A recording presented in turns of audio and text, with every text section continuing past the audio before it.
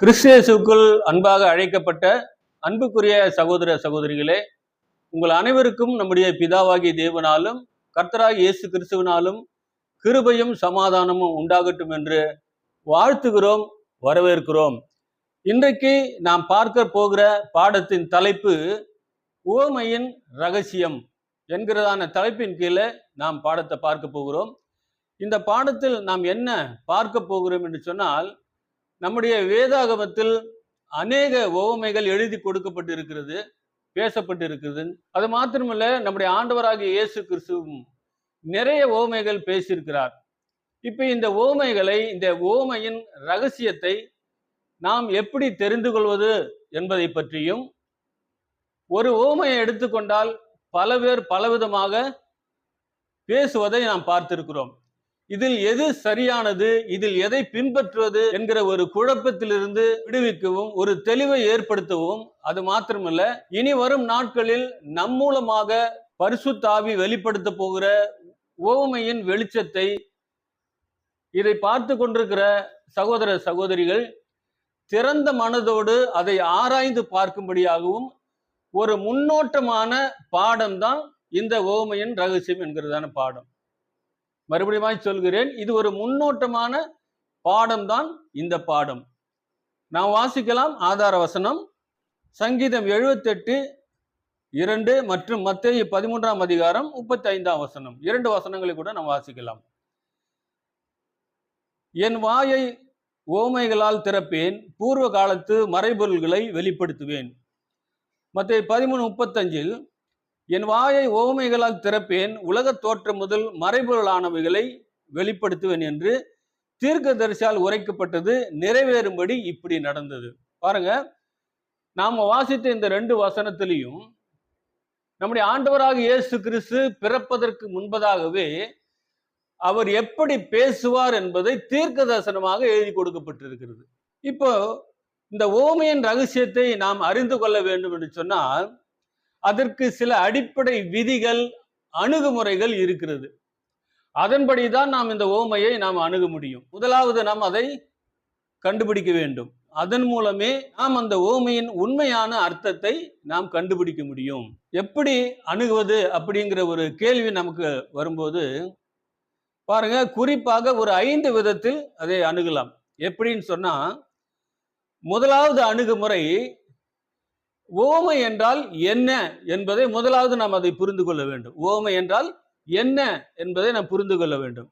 அது உதாரணமா, அல்லது அது ஒரு கதையா, அல்லது மறைபொருளா, அல்லது தீர்க்க தரிசனமா, அல்லது மறைபொருளான உதாரணமா?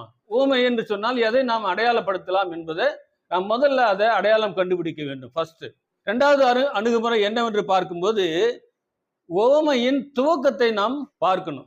அந்த உவமையை ஆண்டவராக இயேசு கிறிஸ்து பேச ஆரம்பிக்கும் பொழுது முதலாவது என்ன வார்த்தையை பயன்படுத்தி ஆரம்பிக்கிறார் என்பதை நாம் முதலாவது கவனிக்க வேண்டும். அது நியாய பிரமாணத்தை உடைய யூதர்களுக்கு பேசுகிறாரா, அல்லது சபைக்கு பேசுகிறாரா என்பதை நாம் கண்டுபிடிக்க வேண்டும். அதற்கு சில அடையாளங்கள் அந்த உவமையில நாம் கண்டுபிடிக்க முடியும். 3வது அணுகுமுறை என்னவென்று சொன்னால், யார் மத்தியில பேசுகிறார், அதாவது யூத ஜனங்கள் மத்தியில பேசுகிறாரா, அல்லது யூத ஜனங்களை வழிநடத்தக்கூடிய அந்த மேய்ப்பர் வகுப்பார், வேதபாரகர், பரிசேயர், சதுசேயர், நியாய சாஸ்திரிகள், இப்படி ஜனங்களை வழிநடத்தக்கூடிய இவர்கள் மத்தியில் பேசுகிறாரா, அல்லது யூதர்களில் ஆயக்காரர்கள் என்று சொல்லக்கூடியவர்கள் மத்தியில, இல்ல பாவிகள் மத்தியில பேசுகிறாரா என்று சொல்லி நம்ம யார் மத்தியில பேசுகிறார் என்பதை நாம் முதல்ல அதை கண்டுபிடிக்க வேண்டும். அடுத்ததாக 4வது அணுகுமுறை, யாருக்காக பேசுகிறார் என்பதை நாம் கண்டுபிடிக்க வேண்டும். அதாவது யூதர்கள் மத்தியில் இருந்து, வழிநடத்துகிறவர்கள் மத்தியில் இருந்து ஜனங்களுக்காக பேசுகிறாரா, அல்லது யூதர்கள் மத்தியிலிருந்து புறஜாதிகளை மனதில் வைத்து பேசுகிறாரா என்பதை நாம் கண்டுபிடிக்க வேண்டும். இது 4வது அணுகுமுறை. 5வது அணுகுமுறை என்னவென்று பார்க்கும்போது, அந்த உவமையின் கருத்து என்ன என்பதை நாம் அறிந்து கொள்ள வேண்டும். உவமையின் கருத்தை நாம் அறிந்து கொள்ள வேண்டும். இந்த 5 அணுகுமுறைகளை நாம் ஒரு உவமையை கண்டுபிடிக்க வேண்டும், அதை ஆராய்ந்து பார்க்க வேண்டும் என்று சொல்லி வேதத்தை திறந்து அதுக்குள்ள அதை படிக்கும் பொழுது நாம் இந்த 5 அணுகுமுறைகளை நாம் மனதில் வைத்து அதை நாம் அணுகுவோம் என்று சொன்னால் எளிதாக அந்த ஓமையில் என்ன எழுதி கொடுக்கப்பட்டிருக்குது என்பதை நாம ஒவ்வொருவரும் அதனுடைய அர்த்தத்தை நாம புரிந்து கொள்ள முடியும், அந்த ரகசியத்தை நாம் தெரிந்து கொள்ள முடியும் என்று சொல்லி நாம பார்க்கிறோம். இப்போ இந்த 5 விதமான அணுகுமுறையை நாம் ஒரு உண்மையான அர்த்தத்தை இந்த 5 விதமான அணுகுமுறையின் மூலமாக நாம் ஒரு ஓமையின் உண்மையான அர்த்தத்தை நம்மால கண்டுபிடிக்க முடியும் சொல்லி பார்க்கிறோம். அடுத்து நாம் அறிந்து கொள்ள வேண்டியது என்னவென்று சொன்னால் மிக முக்கியமானது பாருங்க, ஒரு வசனத்தை எடுத்தா அது 10 விதமா பேசலாம் அப்படிங்கிற மாதிரி எல்லாம் சொல்றாங்க. அது போல ஒரு ஓமைய நம்ம பல விதத்துல பேசலாம் அப்படிங்கிற மாதிரி ஒரு எண்ணமோ ஒரு சிந்தையோ அறவே கூடவே கூடாதுன்னு சொல்லி நம்ம பார்க்கிறோம்.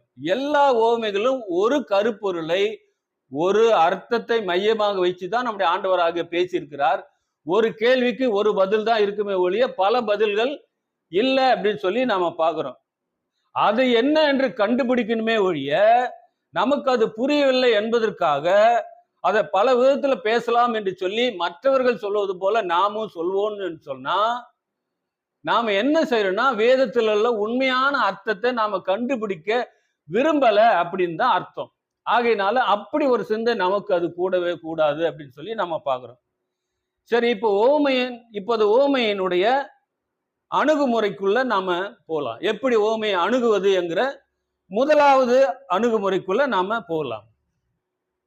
பாருங்க, ஓமை என்றால் என்ன? இது முதலாவது அணுகுமுறை. அது உதாரணமா அப்படிங்கிற ஒரு கேள்வி எழுப்பிட்டு இதை நாம கண்டுபிடிக்க போலாம். ஓமை என்றால் என்ன, அது உதாரணம் என்று அதுக்கு பெயர் வைக்க முடியுமா அப்படின்னு சொல்லி பார்க்கும்போது, உதாரணம்னா என்ன நமக்கு நல்லாவே தெரியும். உதாரணம் என்பது நாம ஒரு விஷயத்தை சொல்றோம், அப்படி அந்த விஷயத்தை சொல்லும் போது அது புரியவில்லை என்று சொல்லும் போது நாம் என்ன சொல்லுவோம், அதை எளிதில் புரிந்து கொள்வதற்காக வேற ஒரு வடிவத்துல நாம அது சொல்லக்கூடியதுதான் உதாரணம் சொல்லி பார்க்கிறோம். அப்படி உதாரணம் சொல்லும் போது நமக்கு புரியும். ஆனா நம்முடைய ஆண்டவராக இயேசு கிறிஸ்து வேதத்துல பேசப்பட்டிருக்கிற ஓமைகளை பார்க்கும்போது அது நமக்கு புரியவில்லைன்னு சொன்னா நாம அதை எப்படி அதை உதாரணம் என்று சொல்லி ஓமைக்கு நாம் பேர் கொடுக்க முடியும்? பாருங்க, லூக்கா எழுதின சுவிசேஷம் 10ஆம் அதிகாரம் 29வது வசனத்துல ஒரு நியாயசாஸ்திரி ஒருத்தர் கேட்கிறார், எனக்கு பிறன் யாருன்னு ஒரு வார்த்தை கேட்கிறார். அதுக்கு முன்ன நித்திய ஜீவனை எப்படி சுதந்திரிக்கணும் அப்படின்னு கேட்கிறாரு. அதுக்கு ஆண்டவராக இயேசு கிறிஸ்துவ மறுபடியும் திருப்பி அவர்கிட்ட என்ன பண்ண ஒரு கேள்வி கேட்கிறாரு. அதுக்கு அந்த நியாயசாஸ்திரி ஒரு பதில் கொடுக்கிறாரு, நீ அப்படியே செய்யணும் அப்படின்னு சொல்லி ஆண்டவராக இயேசு கிறிஸ்து பதில் கொடுத்து அதை முடிச்சிட்டாரு. அதுக்கப்புறம் இந்த நியாயசாஸ்திரி என்ன கேள்வி எழுப்புறாருன்னா, எனக்கு பிறன் யார் அப்படிங்கிற ஒரு வார்த்தை வைக்கிறார். அதுக்கு ஒரே ஒரு வார்த்தையில பதில் கொடுக்க முடியும் நம்முடைய ஆண்டவராக இயேசு கிறிஸ்துவினால. ஆனா அவர் என்ன சொல்றாரு பாருங்க, அந்த ஒரு வார்த்தைக்கு ஒரு வரலாறே எடுத்து உதாரணமாக அங்க பேசுறத நம்ம பார்க்க முடியாது. அவ்வளவு விஷயத்த பேசுறாரு. அப்ப இந்த உதாரணம் அவருக்கு புரிஞ்சிருக்குமான்னா நியாயசாஸ்திரிக்கு அவருக்கு சுத்தமா புரிஞ்சிருக்காது. இப்ப இன்னைக்கு இருக்கிற நமக்காவது அதனுடைய மொத்த ஓமையுடைய 100% அது நமக்கு புரியுமா அப்படின்னா அது நமக்கும் அது புரியாது அப்படின்னு சொல்லி பார்க்கிறோம். அப்ப உதாரணம் சொல்லும் போது நாம ஒரு விஷயத்த சொல்றோம், அந்த ஒரு விஷயம் புரியலன்னு அப்படிங்கும் போதுதான் நாம வேறொரு வடிவில் அதை எடுத்து நம்ம உதாரணமா சொல்றோம். அப்ப அதை எளிதில் புரிந்து கொள்ளலாம். ஆனா நம்முடைய ஆண்டவராக இயேசு கிறிஸ்து பேசுற அந்த உதாரணம் கூட நமக்கு புரியல, அதுவும் மறைபொருளா இருக்குதுன்னு சொல்லும் போது இந்த ஓமைக்கு நாம வெறும் உதாரணம் அப்படிங்கிற பேர் பொருத்தமா இருக்குமான்னா அது பொருத்தமா இருக்காது, நமக்கு எல்லாமே தெரியும். சரி, அடுத்தது இதுக்கு கதைன்னு சொல்லி பேர் வைக்கலாமா, நம்ம கதைன்னு சொல்லலாமா அப்படின்னா, பாருங்க, ஓமைகள் கதை போலதான் இருக்கும் அப்படின்னு சொன்னாலும் நாம ஓமையை கதை என்று நாம சொல்லவே கூடாது. அதை நாம ரொம்ப தெளிவா இருக்கணும். ஏன்னு சொன்னா அது நாம கதைன்னு சொல்ல ஆரம்பிச்சுன்னா அந்த வார்த்தை அப்படியே மாதிரி என்ன ஆயிரும்னா வேறொரு அர்த்தத்தை கொடுப்பதற்கு அது வாய்ப்பு இருக்கிறது. அது நம்முடைய வேதத்தினுடைய ஓமையினுடைய மதிப்பையே அது கெடுத்துரும். அது நாம் விசுவாசிப்பதற்கு ஏதுவாக இராது அப்படின்னு சொல்லி பார்க்கிறோம். நல்லா கவனிங்க, நம்முடைய ஆண்டவராக இயேசு கிறிஸ்து நல்ல விதையை விதைக்கும் போதே அதுக்குள்ள என்ன ஆகுதுன்னா கலைகள் போன்ற சத்தியங்களும் மனிதர்களும் உள்ள நுழையிறாங்க அப்படின்னு சொல்லி பார்க்கிறோம். அப்போ நாம நல்ல விதையை விதைக்கும் போதே இப்படி ஒரு காரியம் சத்துரு விதைக்கிறான்னு சொல்லும் போது நாம விதைக்கும் போதே அது கதைன்னு சொல்லி விதைச்சோம்னா நாமே எளிமையாக அது தவறாக புரிந்து கொள்வதற்கு நாம வழி வகுக்கிறோம் அப்படிங்கிறத தான் நம்ம கவனிக்கணும். அப்போ இந்த கதைங்கிற வார்த்தை கூட நாம பயன்படுத்த கூடாது அப்படின்னு சொல்லி பார்க்கிறோம். அப்ப கதைன்னா என்ன, அது எதை அர்த்தப்படுத்தும் அப்படின்னு சொல்லி பார்க்கும்போது 1 தீமோத்தேயு 4ஆம் அதிகாரம் 7ஆம் வசனத்துல ஒரு வசனம் இருக்கு பாருங்க, வாசிக்கலாம். சீர்கேடும் கிழவிகள் பேச்சுமா இருக்கிற கட்டுக்கதைகளுக்கு விலகி தேவ பக்திக்கு ஏதுவாக முயற்சி பண்ணு. பாருங்க, இந்த வசனத்துல கதைக்கு விளக்கம் கொடுக்குறாங்க பாருங்க. 3 விதமான விளக்கத்தை கொடுக்குறாங்க. முதலாவது அது சீர்கேடு, 2வது கிழவிகள் பேச்சு, 3வது கட்டுக்கதைகள். அப்ப சீர்கேடுன்னா என்ன? சீர் அப்படின்னு சொன்னா ஒரு ஒழுக்கம் அப்படின்னு அர்த்தம். அப்ப சீர்கேடுனா ஒழுக்கம் இல்லை, ஒழுக்கக்கேடு அப்படிங்கிற விஷயத்த பார்க்கிறோம். அப்ப கிழவிகள் பேச்சுன்னா கிழவிகள் எல்லாம் கதை சொல்லுவாங்க பாருங்க. தன்னுடைய வாயில வந்தது அவங்களுக்கு என்னென்ன தோணுதோ அது எல்லாத்தையுமே என்ன பண்ணுவாங்கன்னா சொல்லுவாங்க. அதான் கிழவிகள் பேச்சு. அப்புறம் கட்டுக்கதைகள், கட்டுக்கதைகள் சொல்றாங்க. அப்போ கதைன்னு சொன்னா அது உண்மையாக நடந்ததையோ இனி நடக்க போவதையோ சொல்லுவது கதை அல்ல. அப்ப கதை என்பது என்னன்னா, கட்டுக்கதைன்னு சொல்லும் போது அது புனையப்பட்டது, அது புனையப்பட்டது, அது மனித மூளையிலிருந்து தோன்றுகிற உருவாக்கக்கூடிய அது ஒரு மாயையான ஒரு விஷயம். அது உண்மையாக நடந்ததையோ இனி நடக்க போவதையோ இது சொல்லுவதல்ல. நடந்ததையும் நடக்காததையும் இருப்பதையும் இல்லாததையும் இணைத்து கட்டப்பட்டு கூறுகிறது தான் கதைன்னு சொல்லி பேரு. அப்போ நம்முடைய இந்த ஓமைக்கு, உயிரோட்டம் உள்ள இந்த ஓமைக்கு நாம ஒரு கதைன்னு சொல்லி நாம சாதாரணமா பேசினா கூட அது எப்படிதான் போகும் அப்படின்னா, இன்னைக்கு சபையில கதை சொன்னாங்க அப்படின்னு சொல்லுவாங்க. அது அதற்கு போகக்கூடாது. ஆகையினால இந்த கதைங்கிற வார்த்தை இவ்வளவு ஆபத்து இருக்கிறது தான் நம்ம உணரணும். அப்போ உதாரணம் அப்படின்னு கூட, அப்ப கதை என்று நாம ஓமையை நாம சொல்லவே கூடாது அப்படிங்கிறதுல நம்ம ரொம்ப தெளிவா இருக்கணும் அப்படின்னு சொல்லி பாக்குறோம்.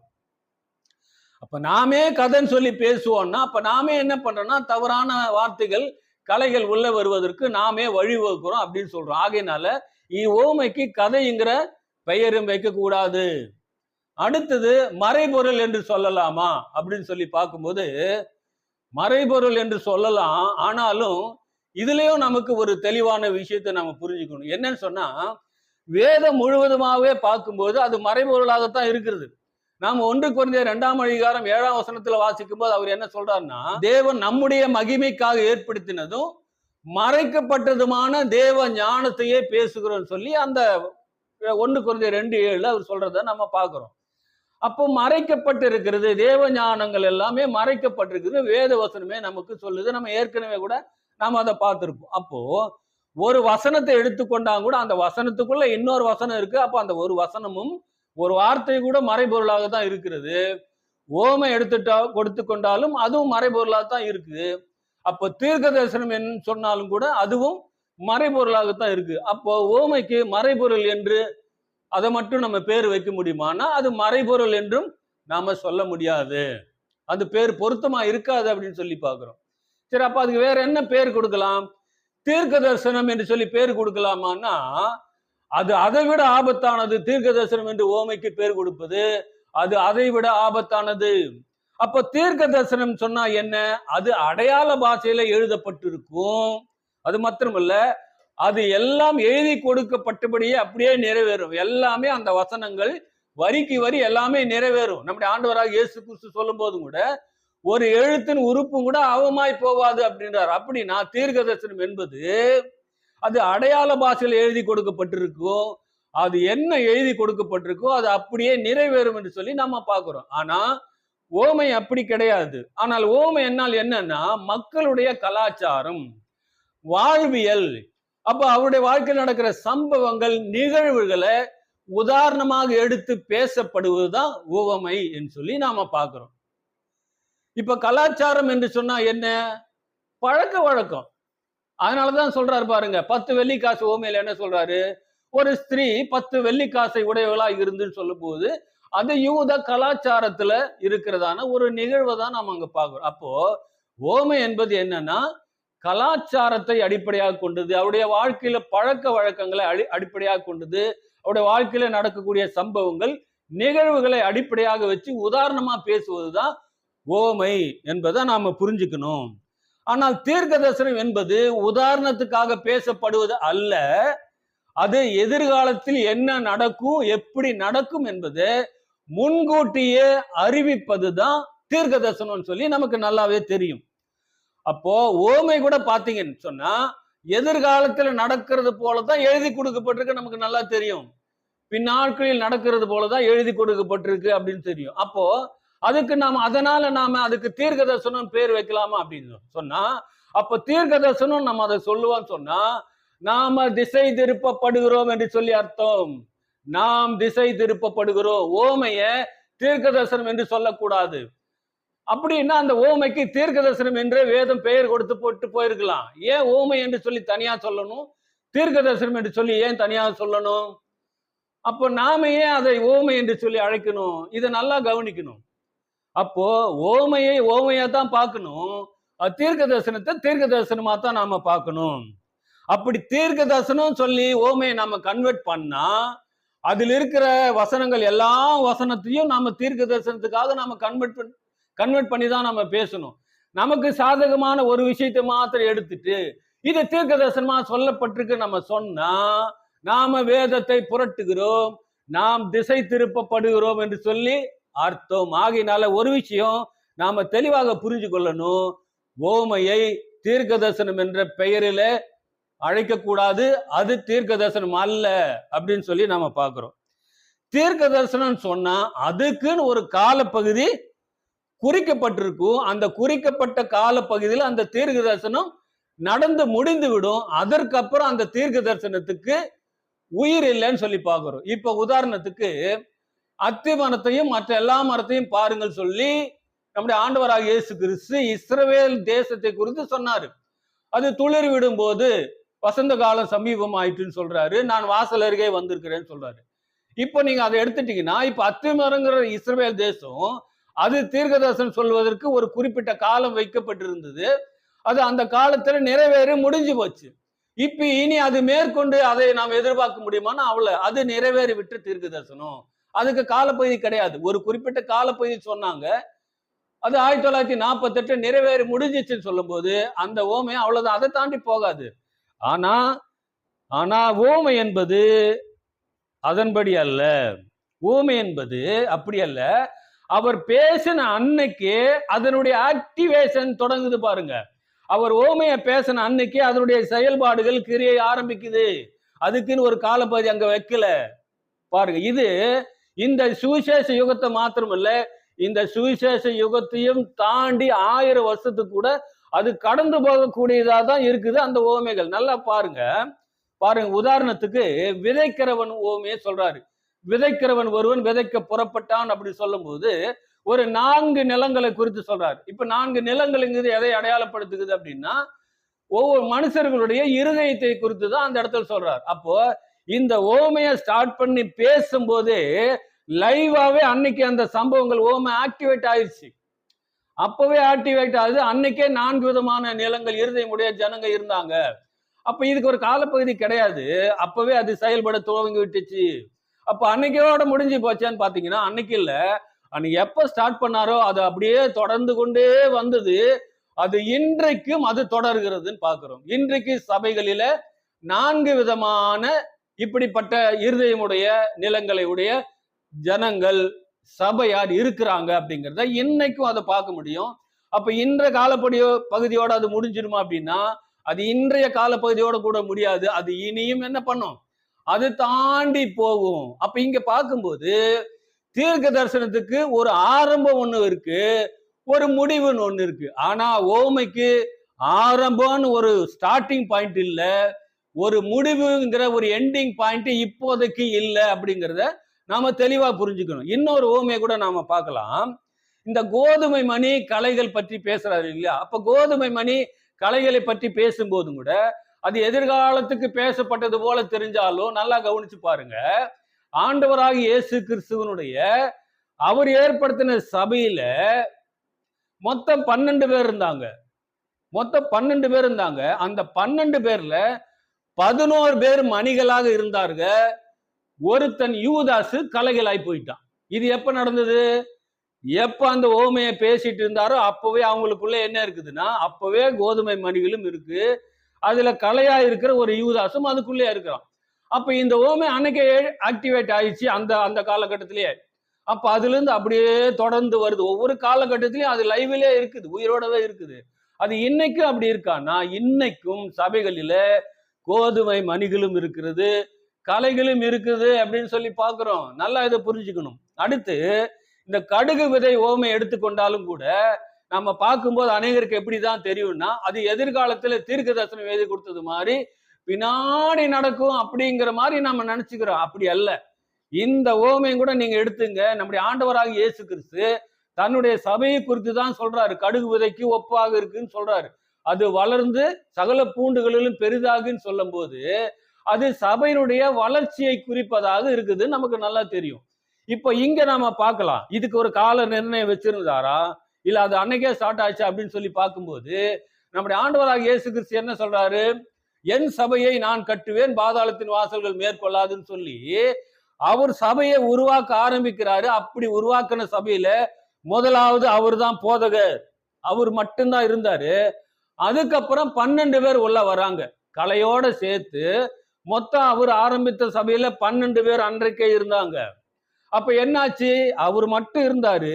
அது அப்பவே என்னாச்சுன்னா வளர ஆரம்பிச்சிருச்சு.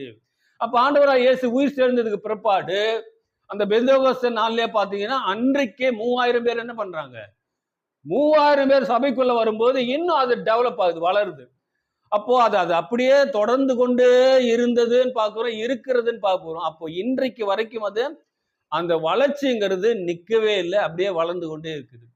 அப்ப இன்னைக்கோட அது முடிஞ்சிருமா அப்படின்னா, இனி வரும் காலங்களிலும் இது தொடரும். அப்ப நாம என்னதான் நம்ம பார்க்கிறோம் அப்படின்னா, அப்போ ஓமைய நம்ம தீர்க்கதரிசனம் இன்னொரு காலப்பகுதிக்காக எழுதி கொடுக்கப்பட்டது, அது தீர்க்கதரிசனம் போல அப்பதான் நிறைவேறும் இல்லை, அன்னைக்கே அது ஆக்டிவேட் ஆகிவிட்டது. இதை நாம நல்லா கவனிக்கணும், நல்லா புரிஞ்சுக்கணும். நீங்க புளித்த மாவு ஓமை கூட நீங்க எடுத்துக்கங்க. புளித்த மாவு ஓமை எடுத்துக்கொண்டாலும் கூட அதுல என்ன சொல்றாருன்னா, ஒரு ஸ்திரீ முழுவதும் புளிக்கும் வரைக்கும் அடக்கி வைத்தால் அப்படின்னா, இது எதிர்காலத்தில் நடக்க போவதாக இருந்தாலும் அன்னைக்கு சபையில புளிப்பு வரலையா அப்படின்னு கேட்டீங்கன்னா, நல்லா கவனிச்சு பாருங்க. ஆண்டவராய் இயேசு கிறிஸ்து ஏற்படுத்தியிருந்த 12 பேர் இருந்த சபையிலேயே புளிப்பு உள்ள வர்றதுக்கு பார்த்துட்டே இருந்தது. அவர் ஆண்டவராக இயேசு கிறிஸ்து அதை நீக்கி போட்டுட்டே இருந்தாரு. உள்ள வராமல் அவரை நீக்கி போடுவாரு? புளிப்பு உள்ள வந்து கொண்டேதான் இருந்தது. அந்த சபையிலேயே புளிப்பு வந்துட்டு இருந்தது, அவரை நீக்கி போட்டுட்டே இருந்தாரு. நல்லா தெரியும். இதை குறித்து தான் நம்முடைய ஆண்டவராக இயேசு கிறிஸ்து சீசர்களை பார்த்து என்ன சொல்றாரு? பரிசேயர் சதுசேயர் என்பவருடைய புளித்த மாவை குறித்து எச்சரிக்கையா இருங்கன்னு சொல்லும் போது அது கள்ள உபதேசம், தவறான உபதேசம். அப்போ அன்றைக்கு ஆண்டவராக இயேசு கிறிஸ்து ஏற்படுத்தின அந்த சபையிலேயே இந்த புளிப்பு, இந்த புளித்த மாவு, தவறான உபதேசம் உள்ளே வந்துட்டு இருந்தது. அவரு தான் என்ன பண்ணிட்டு இருந்தாரு? நீக்கி போட்டுட்டே இருந்தாரு. அப்ப அது அன்னைக்கே ஸ்டார்ட் ஆயிருச்சு.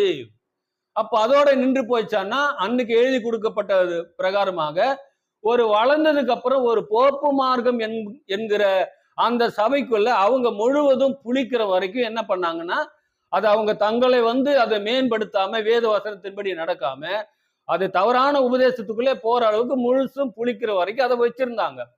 அப்ப போப்பு மார்க்கத்தோட இந்த புளிக்கிற விஷயம், இந்த தவறான உபதேசம், கள்ள உபதேசம் எல்லாம் நின்று போச்சா அப்படின்னா, அவங்களுடைய காலப்பகுதிக்கு அப்புறமும் என்ன நடக்குது அப்படின்னா, இந்த புளிப்பு, இந்த கள்ள உபதேசம் உள்ள வந்துட்டே தான் இருக்கு. இதுக்கு ஒரு நிறுத்தக்கூடிய ஒரு விஷயமே இல்லை. இது தொடர்ந்து வந்துகிட்டே தான் இருக்கு. அவங்களோட அது நிக்கல அப்படிங்கிறத நம்ம நல்லா தெரிஞ்சுக்கணும். அது எது வரைக்கும் இருக்குது? சீசர்கள் காலத்துல ஆண்டவர் இயேசு கிறிஸ்து அந்த சபையிலே புளிப்பு வந்துட்டு இருந்தா அவர் நீக்கி போட்டு இருந்தாரு. அதுக்கப்புறம் அது தொடர்ந்து ஒவ்வொரு சபையிலும் வந்து கொண்டே இருந்தது. அதனாலதான் நம்ம பார்க்கிறோம், நமக்கு நல்லா தெரியும் 7 சபை வரைக்கும். அப்போ ஒரு குறிப்பிட்ட நேரத்துல அது போப்பு மார்க்கம் என்று சொல்லுகிறவர்கள் முழுசும் புளிக்கிற வரைக்கும் அடக்கி வச்சாங்க. அப்ப அவங்களுக்கு பிற்பாடு அதோட அது முடிஞ்சு போச்சா அப்படின்னா அதோட முடியல. அதுக்கப்புறம் ஆரம்பிக்கிற ஒவ்வொரு காலப்பகுதியும் அந்த புளிப்பு, தவறான உபதேசம் உள்ள வந்து கொண்டே இருந்ததுங்கிறத நாம மறந்துடக்கூடாது அப்படின்னு சொல்லி பாக்குறோம். அப்ப அது இன்னைக்கு வரைக்கும் தொடருது. இன்னைக்கு வரைக்கும் தொடருது. அப்ப இன்னைக்கு சபைகள்ல புளிப்பு இல்லையா? அப்ப இன்னைக்கு சபையில ஒரு தவறான உபதேசமோ, கிறிஸ்துவுக்கு விரோதமான காரியமோ அதெல்லாம் இன்னைக்கு செய்யலையா அப்படின்னா, இன்னைக்கும் சபையில இருந்து கொண்டுதான் இருக்கு. இன்றைக்கும் சபைகளிலே அந்த புளித்த மாவுங்கிற விஷயம், தவறான உபதேசங்கள் இது இன்னைக்கும் எல்லா சபைகளிலுமே இருக்கு. எல்லா சபைகளிலும் ஒரு சபை கூட பாக்கி இல்லை. எல்லா சபைகளிலும் அது இருக்குதுங்கிறத வேத வசன ஆதாரத்தோடு நாம் என்ன பண்றோம், நிரூபிக்கிறோம். அப்ப எல்லா சபையிலுமே இருக்குது அப்படிங்கிற பாக்குறோம். அப்போ இப்படி அநேக ஓமைகளை, எல்லா ஓமைகளையும் நம்ம என்ன பண்ணலாம், சொல்லிட்டே போலாம். அதுக்கு டைம் பத்தாது. நாம இது புரிஞ்சுக்கணும். அப்ப நேரம் பத்தாது. அப்ப என்ன சொல்ல வரோம்னா, தீர்க்க தரிசனம் ஓமையை நாம தீர்க்க தரிசனம் என்று அடையாளப்படுத்த கூடாது. அப்படி அடையாளப்படுத்துறோம்னா நாம வேதத்தை புரட்டுகிறோம், திசை திருப்பப்படுகிறோம் சொல்லி நாம தெளிவா புரிஞ்சுக்கணும். அப்ப தீர்க்க தரிசனத்துக்கு ஒரு ஆரம்பம் இருக்குது, அதுக்கு ஒரு முடிவு இருக்குது. ஆனா ஓமைக்கு ஒரு ஆரம்பமோ ஒரு முடிவோ இப்போதைக்கு இல்லை அப்படிங்கிறத நாம தெளிவா தெரிஞ்சுக்கணும். அப்போ ஓமையை நாம தீர்க்க தரிசனம் என்று சொல்லக்கூடாது, சொல்ல முடியாது அப்படின்னு சொல்லி நாம தெளிவா பார்க்கிறோம். சரி, இப்போ ஓமைக்கு நாம வேற என்ன விளக்கம் கொடுக்கலாம் அப்படின்னு சொல்லி பார்க்கும்போது, ஓமை என்பது உதாரணத்துக்காக பேசப்படுவதுதான், சொல்லப்படுவதுதான். ஆனா அது புரிஞ்சு விட்டா பரவாயில்ல. இப்ப ஓமைக்கு மறைபொருளான உதாரணம் சொல்லலாமா? இப்ப நம்ம என்ன பார்த்தோம்னா, இந்த ஓமைக்கு முதல்ல அணுகும் போது நாம அது என்னன்னு சொல்லி நம்ம புரிஞ்சு கொள்ளணும் அப்படின்னு சொல்லி பார்த்தோம். ஓமைனா என்ன அப்படிங்கிறத முதல்ல மைண்ட்ல வச்சுட்டு அதுக்கப்புறம் அதை அணுகணும்னு சொல்லி பார்த்தோம். அதுக்குதான் நாம என்ன பார்த்துட்டு இருக்கிறோம் அப்படின்னு சொன்னா, அதை உதாரணம் சொல்லலாமான்னு வெறும் உதாரணம் சொல்ல முடியாது. அப்போ கதைன்னு சொல்லாமான்னு கதைன்னு சொல்லக்கூடாது. அப்போ மறைபொருள் சொல்லாமான்னா மறைபொருளுன்ட்டு அதுவும் சொல்ல முடியாது. ஏன்னா வேதம் எல்லாமே மறைபொருளா இருக்கு. அதுக்கு மட்டும் மறைபொருள் சொல்ல முடியாது. அப்ப தீர்க்க தரிசனம் சொல்லாமான்னா சுத்தமா சொல்லவே கூடாது தீர்க்க தரிசனம் அப்படின்ட்டு. அப்ப வேற என்ன பெயர் வைக்கலாம்? மறைபொருளான உதாரணம் அப்படின்னு சொல்லி இந்த ஓமைக்கு நம்ம பேர் வைக்கலாமா அப்படின்னா, இந்த மறைபொருளான உதாரணம் அப்படிங்கிறது ரொம்ப கரெக்டா இருக்கும். ஏன்னு சொன்னா, இப்ப ஓமை என்பது உதாரணத்துக்காக சொல்லப்படுவதுதான். ஆனா அந்த உதாரணம் புரிஞ்சு விட்டா பரவாயில்ல. அப்ப புரியல அப்படிங்கும்போது அதுவும் மறைபொருளாகத்தான் இருக்குதுன்னு சொல்லும் போது நாம் அது என்ன பேர் வச்சு நாம் அதை அழைக்கலாம் பார்க்கலாம் அப்படின்னா, மறைபொருளான உதாரணம் என்கிற அது பேரு அந்த ஓமைக்கு மிகவும் பொருத்தமாக இருக்கும் அப்படின்னு சொல்லி நாம பார்க்கிறோம். ஆகையினால நாம இந்த ஓமைக்கு மறைபொருளான உதாரணம்ங்கிற பேர் வச்சு அதனுடைய அடிப்படையிலே நாம அதை அணுகலாம். நாம இது வரைக்கும் பார்த்தது என்ன பார்த்தோம் அப்படின்னா, ஓமையை அணுகுவதற்கு ஒரு 5 விதிகள் படி 5 அணுகுமுறைகள் மூலமாக ஒரு ஓமையுடைய ரகசியத்தை முழுவதுமாக கண்டுபிடிக்கணும். அதுக்கு 5 விதத்துல நாம அணுகணும்னு சொல்லும்போது முதலாவது அணுகுமுறை தான் நம்ம இது வரைக்கும் நாம பார்த்தோம். இப்ப நாம பார்க்க போறது 2வது அணுகுமுறை. ஓமையை அணுகுவதற்கு 2வது அணுகுமுறை. இப்ப நல்லா கவனிங்க. இப்ப எப்படி அதை அணுகலாம், அது எப்படி அதை நம்ம புரிஞ்சுக்கலாம் அப்படின்னு சொல்லி பார்க்கும்போது, ஓமையோட ஒரு துவக்கத்தை பார்க்கணும். ஓமையின் துவக்கம் அப்படி எப்படி பேச ஆரம்பிக்கிறாரு, முதலாவது அந்த ஓமையை பேச ஆரம்பிக்கும் போது என்ன வார்த்தை முதலாவது பயன்படுத்தி அதை ஆரம்பிக்கிறாருன்னு சொல்லி ஒவ்வொரு ஓமையிலும் நாம அதை கண்டுபிடிக்கணும்னு பார்க்கிறோம். இப்போ மத்தேயு 13ஆம் அதிகாரத்துல நாம பார்க்கும்போது 7 ஓமைகளை மத்தேயு 13ஆம் அதிகாரத்துல பேசியிருக்காரு. இப்ப இந்த 7 ஓமைகளில் நீங்க 6 ஓமைகளை நீங்க தனியா பிரிக்க முடியும், ஒரு ஓமையை நீங்க தனியா பிரிக்கலாம்.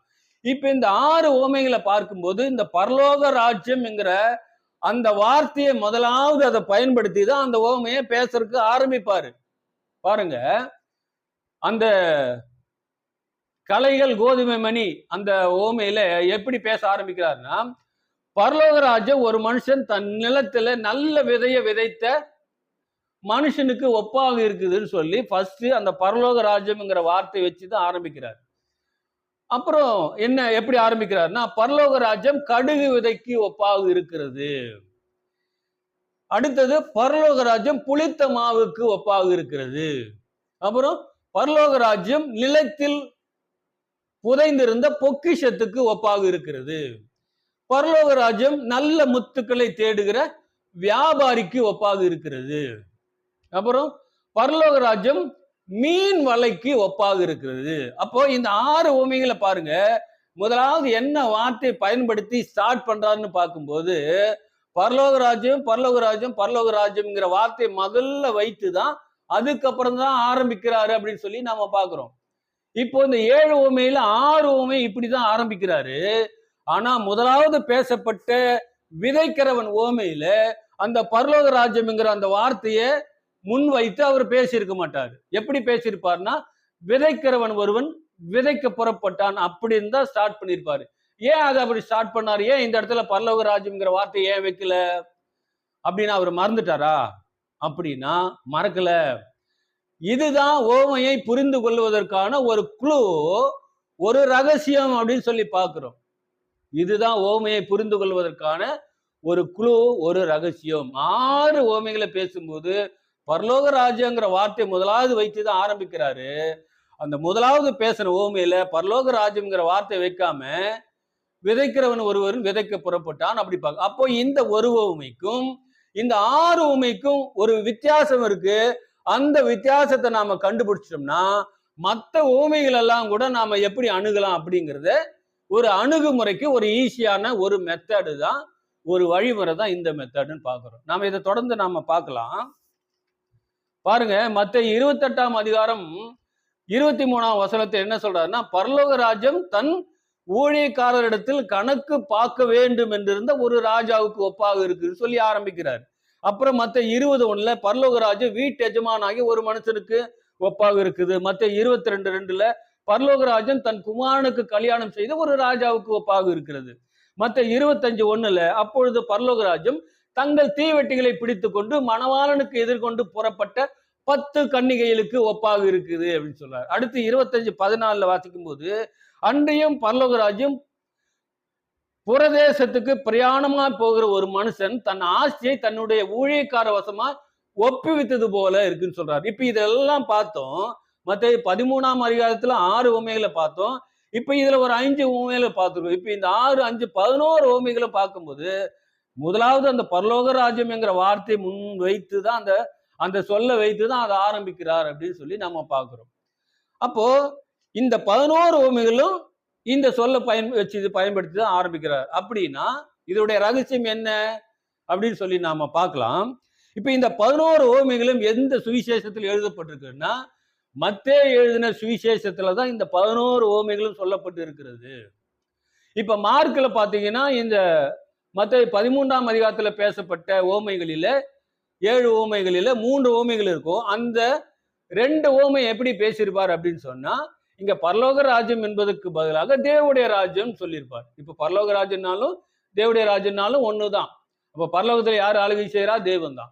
இங்க தேவனுடைய ராஜ்யத்துல யார் ஆளுகை செய்யறா? தேவன் தான். அப்ப இங்க பரலோக ராஜ்யம் என்பதை மார்க்ல 2 உவமைகள் மட்டும் தேவனுடைய ராஜ்யம் சொல்லி ஆரம்பிச்சு. அது மட்டும் இல்ல, லூக்கால வாசிக்கும் போது கூட இந்த பரலோக ராஜ்யம்ங்கிற வார்த்தையை 2 உவமை தான் அங்கேயும் பேசப்பட்டிருக்கு.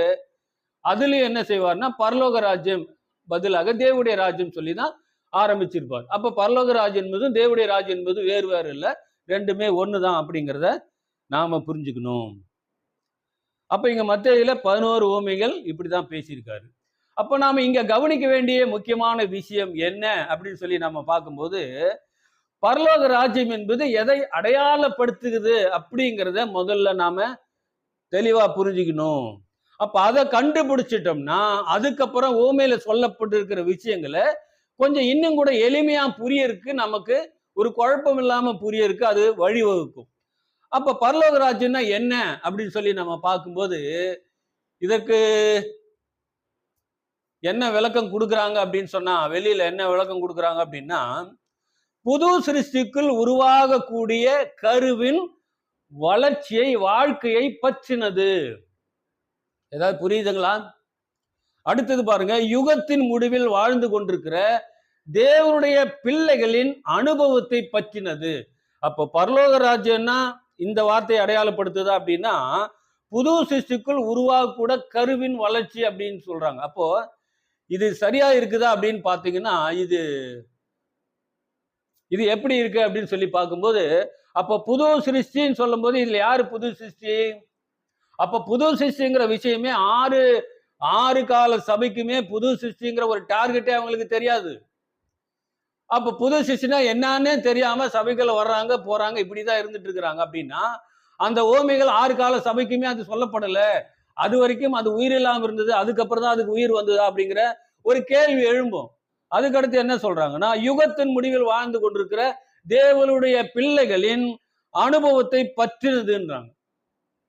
அப்படின்னா கடைசி காலத்துல வாழ்ந்துட்டு இருக்கிறாங்கன்னா, ஏற்கனவே சொல்லது போல அப்போ 6 கால சபைக்குமே அவங்க யாருமே தேவனுடைய பிள்ளைகள் இல்ல, அவங்களுக்கு இது பொருந்தவே பொருந்தாதா அப்படிங்கிற இங்க ஒரு கேள்வி எல்லாம் எழும்பும். இந்த இந்த விஷயங்கள் இவங்க சொல்ற விஷயம் எனக்கு புரியல, உங்களுக்கு புரியுதான்னு பாருங்க. ஆனா வேதத்துல பரலோக ராஜ்யம் அப்படின்னா என்ன அப்படிங்கிறது பளிச்சுன்னு ஒரு பதில் கொடுக்குது பாருங்க. பரலோக ராஜ்யம்னா என்ன அப்படின்ட்டு நாம எளிமையா புரிஞ்சு கொள்வதற்கு பளிச்சென்று பதில் இருக்கு. நம்ம அதை பார்க்கலாம். மத்தேயு 16ஆம் அதிகாரம் 18ஆம் வசனம் வாசிக்கும் போது, மேலும் நான் உனக்கு சொல்லுகிறேன், நீ பேதுருவாய் இருக்கிறாய், இந்த கல்லின் மேல் என் சபையை கட்டுவேன், பாதாளத்தின் வாசல்கள் அதை மேற்கொள்ளாது அப்படின்னு சொல்லி, இது பேதுருகிட்ட நம்முடைய ஆண்டவராகிய இயேசு கிறிஸ்து சொல்றாரு. என்ன சொல்றாரு?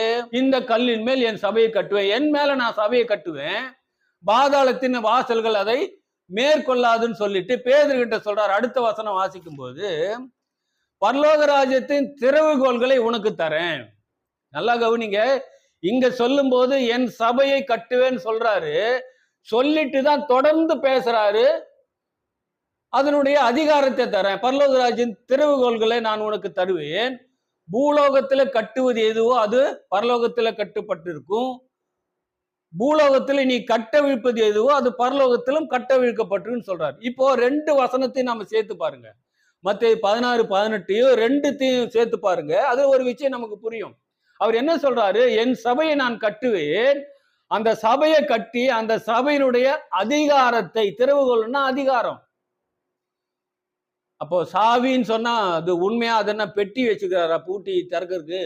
அப்ப திறவுகோல் என்பது அதிகாரத்தை பயன்படுத்து. அதனாலதான் சொல்றாரு, நீ பூமியில கட்டினா பரலோகத்திலும் கட்டப்பட்டிருக்கும், நீ பூமியில கட்ட வைத்தினா பரலோகத்திலும் கட்ட வைக்கும், அந்த அதிகாரத்தை உனக்கு கொடுக்குறேன் அப்படின்னு சொல்றாரு. அப்படின்னு என்ன சொல்ல வர்றாரு அப்படின்னா, என் சபையை நான் கட்டுவேன், சபையை குறித்து தான் அங்க சொல்றாரு. சபையை கட்டுவேன், இந்த சபையினுடைய அதிகாரத்தை நான் உனக்கு தரேன்னு சொல்றாரு. அப்ப இங்க எதை சொல்ல வர்றாருன்னா, இங்க சபைய பரலோக ராஜ்யம் என்று பெயர் வைக்கிறாரு. சபைக்கு பரலோக ராஜ்யம் என்று ஒரு பெயர் வைத்து அழைக்கிறார் அப்படிங்கிறத நம்ம நல்லா புரிஞ்சுக்கணும். பாருங்க, யோவான் என்ன சுவிசேஷம் 21ஆம் அதிகாரத்துல 15, 16, 17 வசனங்களை நம்ம வாசிக்கும் போது நமக்கு நல்லாவே தெரியும். இங்க மத்தேயு 16ஆம் அதிகாரம், மத்தேயு 16ஆம் அதிகாரத்துல 18, 19 போது நம்முடைய ஆண்டவராகிய இயேசு கிறிஸ்து தன்னுடைய ஊழிய பாதையில் உயிரோடு இருக்கும் போது மரணத்துக்கு முன்பாக இந்த விஷயத்தை சொல்றாரு. ஆனா யோவான் எழுதின சுவிசேஷம் 21ஆம் அதிகாரத்துல 15, 16, 17 வசனங்களை வாசிக்கும் போது அவர் மரித்து உயிர் தெழுந்து வந்ததுக்கு அப்புறமா பார்த்து என்ன சொல்றாரு? சீமோன் பேதுருகிட்ட பார்த்து சொல்றாரு, நீ என்னை நேசிக்கிறாயா அப்படின்னு சொல்லிட்டு 15ஆவது வசனத்துல கேட்கிறாரு. அப்ப அவர் என்ன சொல்றாரு? நான் உண்மை நேசிக்கிறேன் ஆண்டவரேன்னு சொல்றாரு. அப்போ ஆண்டவராக இயேசு கிறிஸ்து என் ஆட்டுக்குட்டிகளை மேய்ப்பாயாக.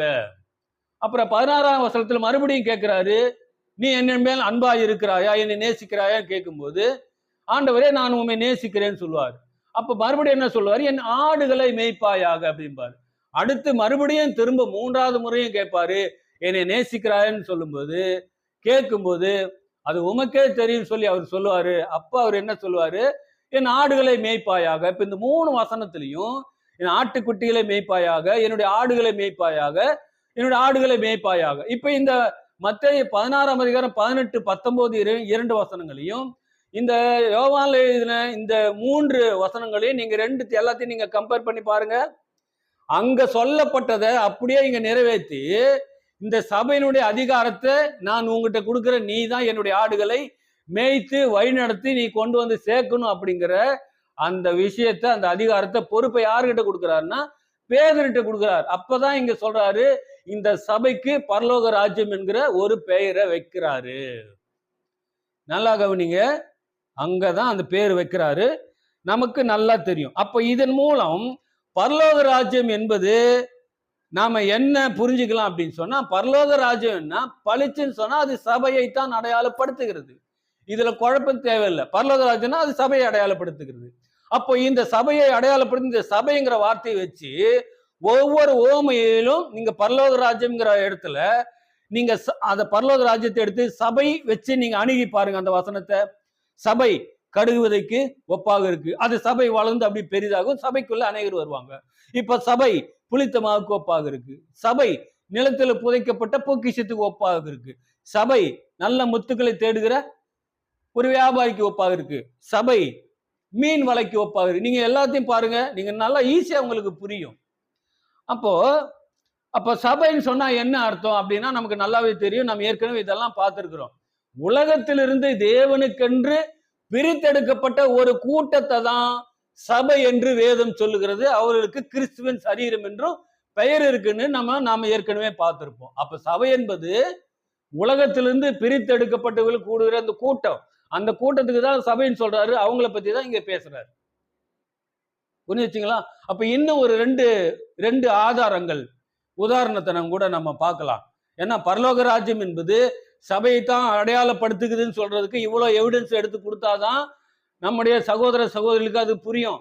இப்ப இவ்வளவு விஷயத்த கொடுத்தாலும் கூட சில பேர் அப்படியே ஒதுக்கிட்டு போயிடுவாங்க. இவர் என்னவோ பேசுறான்ட்டு ஒதுக்கிட்டு போயிடுவாங்க. என்னுடைய கடமை நான் இங்க செய்யறேன், நான் நிறைவேற்றுறேன்.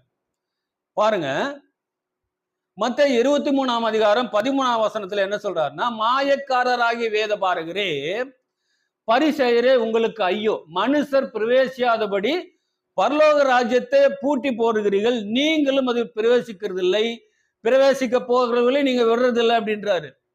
பாருங்க, நாமெல்லாம் கிறிஸ்துவுக்குள்ள எப்ப ஞானஸ்தானம் நாம எடுக்கிறோமோ அப்பவே தேவன் நமக்கு அந்த கொஞ்சம் பரிசுத்தாவியை நமக்கு கொடுக்கிறாரு.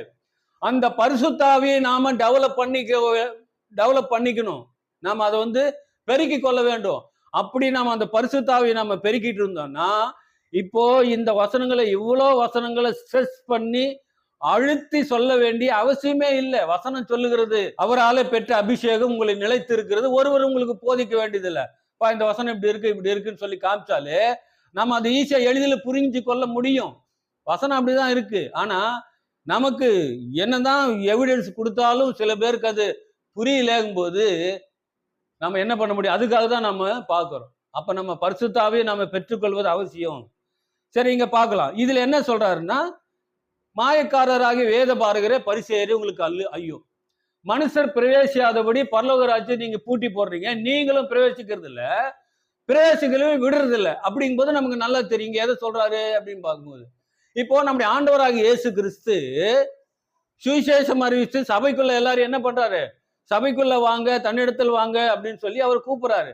அப்படி கூப்பிடும் போது இவங்களை ஏற்கனவே வழிநடத்தி கொண்டு வந்திருந்த இந்த மேய்ப்பர் வகுப்பார் ஒரு 4-5 பேர் இருக்காங்கல்ல, வேத பாரகர், பரிசேயர், சதுசேயர், சரி, இப்படிப்பட்டவங்க இவங்க தான் சபை ஜனங்களை வழிநடத்துறவங்க.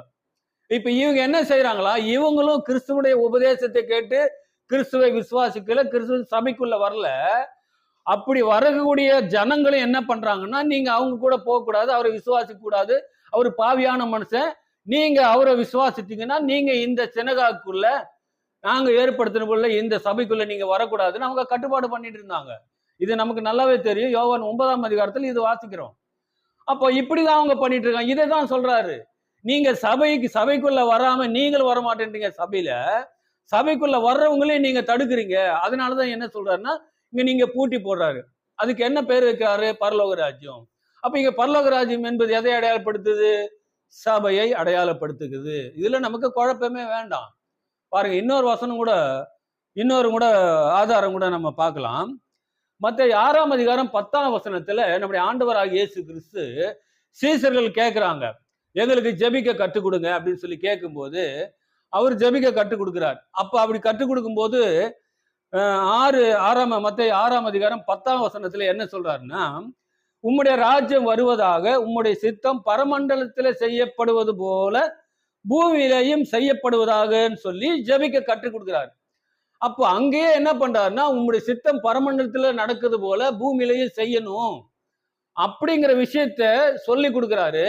அப்ப சொல்லி கொடுத்து அதோட அந்த வார்த்தை அப்படியே காத்தோட போயிருச்சு அப்படின்னா, அந்த வார்த்தை அப்படியே காத்தோட போகல. அதை நிறைவேற்றுவதற்கு தான் பூமியில பரலோக ராஜ்யத்தை மாற்றுவதற்கு அவர் செயல்பட்டு கொண்டிருந்தார். அதனாலதான் மனம் திரும்புங்கள், பரலோக ராஜ்யம் சமீபமா இருக்குன்னு சொன்னாரு. மேல இருக்கிற பரலோக ராஜ்யம் பூமிக்கு வர்றது குறித்து சொல்லல, மேல பரலோகம் இருக்கும், பரலோக ராஜ்யம் இருக்கும். அங்க இருக்கிறது போல பூமியை எப்படி பண்ணணும், பூமியை அப்படியே மாத்தணுங்கிறதுக்காக தான் அந்த விஷயத்தை தான் சொல்லிட்டு இருக்காரு. அப்ப அது அந்த உம்முடைய பரலோகத்தில் உம்முடைய சித்தம் செய்வது போல பூமியிலேயும் உம்முடைய சித்தம் செய்யப்படுவதாக நான் அன்னைக்கு ஜெபித்தாரு. அந்த ஜெபித்த ஜெபம் அப்படியே காத்தோட போயிச்சான்னா, அது காத்தோட போகல. அது அன்னையிலிருந்து என்ன ஆச்சுன்னா அது நிறைவேற ஆரம்பிச்சிருச்சு. எங்க நிறைவேற ஆரம்பிச்சு, பூமியில அவருடைய சித்தம் செய்வதற்கு நிறைவேற ஆரம்பிச்சிருச்சு. இப்போ அவர் ஜெபித்த ஜெபத்தின்படி பூமியில எங்க அவர் ஜெபித்தது போல பூமியில எங்க அவருடைய சித்தம் செய்யப்படுகிறது, பூமியில எங்க அவருடைய சித்தம் செய்யப்படுகிறது அப்படின்னு சொல்லி ஆராய்ந்து பார்க்கும்போது, பூமியில எங்க தான் செய்யப்படுதுன்னா அது சபையில தான் அவருடைய சித்தம் செய்யப்படுகிறது. வேற எங்கேயும் உலகத்துல செய்யல, சபையில தான் செய்யப்படுகிறது. சபையில என்ன செய்யப்படுகிறது, சபையில மனித சித்தம் பேசுகிறோமா, நம்முடைய விருப்பத்தை நிறைவேற்றுவதற்கு சபை ஏற்படுத்தப்பட்டதா? அப்படின்னா நம்முடைய சித்தத்தை அங்க செய்ய முடியாது, நம்ம சித்தத்தை பேச முடியாது.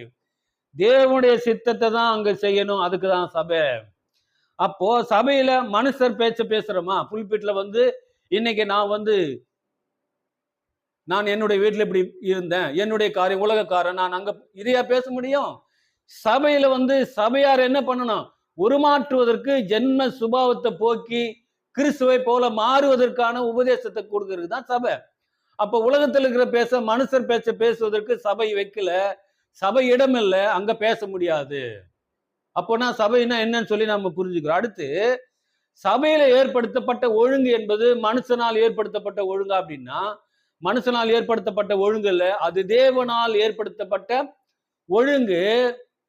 தேவன் தான் என்ன செய்யறாரு, சபையில ஒழுங்கை ஏற்படுத்துகிறார். அதனாலதான் அவர் என்ன சொல்றாருன்னா, கிறிஸ்து சபைக்கு எப்படி இருக்காருன்னா தலையாக இருக்கிறாரு, சபையை அவர் தான் போஷித்து காப்பாத்துகிறாரு அப்படின்னு பாக்குறோம்.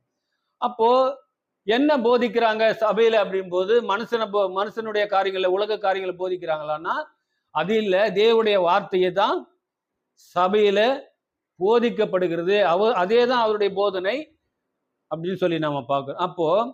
அப்போ சபை என்பது உலகத்தார் எல்லாமே கூடுறாங்களா அப்படின்னா, உலகத்தார் எல்லாம் கூடுகிற இடம் இல்ல, அது உலகத்திலிருந்து தேவனுக்கென்று பிரித்தெடுக்கப்பட்டவர்கள் கூடுகிற கூட்டம். அந்த கூட்டத்தை தான் என்ன சொல்றோம், சபைன்னு சொல்லி பேர் வைக்கிறோம். அப்போ உலகத்திலிருந்து தேவனுக்கென்று பிரித்தெடுக்கப்பட்டவர்கள் இருக்கக்கூடிய இடம் தான் எதுவா இருக்கு, அந்த கூட்டம் சபை. அப்போ இந்த சபையில என்ன நோக்கம், சபையுடைய நோக்கம் என்னன்னா, பரலோகத்துல பிதாவின் சித்தம் செய்வது போல பூமியிலேயும் அவருடைய சித்தம் செய்யணும் அப்படிங்கிறதுதான் சபையுடைய நோக்கமே. ஆனா இந்த இடத்துல சில பேர் கேள்வி கேட்கலாம் குதர்க்கமா, எங்க சபையில அதே செய்யுதா, சபையில தேவனுடைய சித்தம் நடக்குதா, தேவனுடைய பேச்சை பேசுறாங்களா, உபதேசிக்கிறாங்களா அப்படின்னு சொல்லி. ஆனா எல்லா இடத்திலும் பேசுவதற்கு தான் சபை என்பது நியமிக்கப்பட்டது, தேவனுடைய சித்தத்தை செய்வதற்கும் தேவனுடைய என்ன சொல்றாரோ அதை செய்யறதுக்கு தான் சபை ஏற்படுத்தப்பட்டது. ஆனாலும் ஒரு சில இடங்களில ஒரு தவறான காரியங்கள் வரலாம், அது சகஜம். அதுக்காக அது தேவனுடைய சித்தம் செய்யாத இடம், அது சபை இல்லைன்னு சொல்லி நாம அப்படி சொல்லவே முடியாது, அது சொல்ல முடியாது. அப்போ நோக்கம் என்ன, சபை ஏற்படுத்தப்பட்ட நோக்கம் என்னன்னா, பிரித்தெடுக்கப்பட்டவர்கள் பரலோகத்தில் அவருடைய சித்தம் செய்வது போல பூமியிலையும் செய்யப்படணும் அப்படிங்கிறதுக்காக தான் ஒரு சபை உருவாக்கப்பட்டிருக்கிறது அப்படின்னு சொல்லி நாம பார்க்கிறோம். அது மாத்திரமல்ல, இந்த ஒட்டுமொத்த பூமியிலையும் பிதாவின் சித்தம் செய்யப்பட வேண்டும். ஃபியூச்சர்ல இனி வரும் காலங்களில தேவனுடைய ராஜ்யம் பூமியில ஸ்தாபிக்கப்படணும். பரலோகத்தில் உள்ளவர்களும் பூலோகத்தில் உள்ளவர்களும் எல்லாமே என்ன பண்ணும், கிறிஸ்துவுக்குள் கூட்டப்பட்டு தேவனுடைய சித்தத்தை செய்யணும். அப்படிங்கும்போது அதுக்குதான் ஏற்படுத்தப்பட்டது சபை. அப்ப ஒட்டுமொத்த பூமியில பிதாவின் சித்தம் செய்வதற்கு ஒரு முன்னோட்டமான பயிற்சி பட்டறதான் சபை. ஒட்டுமொத்த பூமியிலும் பிதாவின் சித்தம் செய்வதற்கு ஒரு முன்னோட்டமான பயிற்சி பட்டறதான். ஆகையினாலதான் சபைக்கு பரலோக ராஜ்யம் என்று சொல்லி ஆண்டவராக இயேசு கிறிஸ்து பேர் வச்சிருக்காரு. இது மற்றவர்கள் சொல்றது போல இந்த யுகத்தில் முடிவில் வாழ்ந்து கொண்டிருக்கிற தேவனுடைய பிள்ளைகளுக்காக மட்டும், அவருடைய வாழ்க்கையோட வளர்ச்சிக்காக மட்டும் இல்ல. நல்லா புரிஞ்சுக்கணும். சில பேர் சொல்றாங்கல்ல, யுகத்தின் முடிவில் வாழ்ந்து கொண்டிருக்கிற புது சிருஷ்டிக்கு, தேவனுடைய பிள்ளையுடைய வளர்ச்சிக்கு, வாழ்க்கைக்கு, அப்படியெல்லாம் இல்லை. இது சபை என்றைக்கு துவங்கியதோ, பெந்தேகோஸ்து நாள்ல எப்ப ஆரம்பிச்சதோ அன்றையிலிருந்து இன்றைக்கு வரைக்கும், இனிமேலும் கூட சபை ஒன்று இருக்கிற வரைக்கும், அந்த சபைக்குள்ள இருக்கிற ஒட்டுமொத்த தேவனுடைய பிள்ளைகளை தான் அன்றைக்கு சபை என்றைக்கு துவங்கியதோ அன்றிலிருந்து இன்றைக்கு வரைக்கும் இருக்கக்கூடிய, இருந்து வந்திருக்கிற கூடிய தேவனுடைய பிள்ளைகளை தான் சபையார் என்றும் சபை என்றும் பரலோக ராஜ்யம் என்று வேதம் பெயரிட்டு அழைக்கிறதுங்கிறத நாம புரிஞ்சுக்கணும். அப்போ சபைன்னு சொன்னா பரலோக ராஜ்யம் வேதத்தில் எழுதப்பட்டிருக்குன்னா நாம பட்டுன்னு புரிஞ்சுக்கணும், இது சபையை அடையாளப்படுத்துகிறது. அப்போ சபைன்னு சொன்னா நமக்கு நல்லா தெரியும், ஒரு தனிப்பட்ட ஒருவரையும் சபை என்று சொல்லலாம், ஒரு 10 பேரையும் சபை என்று சொல்லலாம், ஒட்டுமொத்தமா பிரித்தெடுக்கப்பட்டவர்கள் கூடுகிற கூட்டத்தையும் சபைன்னு சொல்லலாங்கிறத நாம புரிஞ்சுக்கணும். இப்ப நாம புரிஞ்சுக்கணும், இதை அடையாளப்படுத்தி தான் அவர் பேசி வராரு. இந்த இப்படிப்பட்ட சபைகளிலே கலைகளும் இருக்கும், மணிகளும் இருக்கும். அதனாலதான் உலகத்தின் முடிவுல தேவதூதர்கள் வந்து அதை பிரிச்சுக்குவாங்க. நீங்க அதை என்ன பண்ணாதீங்க, உங்களுடைய சிந்தையிலும் அதை பிரிக்காதீங்க, லிட்டரலாவும் நிஜத்திலும் நீங்க அதை பிரிக்காதீங்க அப்படின்னு சொல்லிட்டாரு. அப்போ மற்றவர்களுக்கு சத்தியம் தெரியுது தெரியலன்னு சொன்னாலும் அவர்களை நாம் என்ன பண்ண முடியாது. சில பேருக்கு வசனம் தெரியும், சத்தியம் தெரியாது.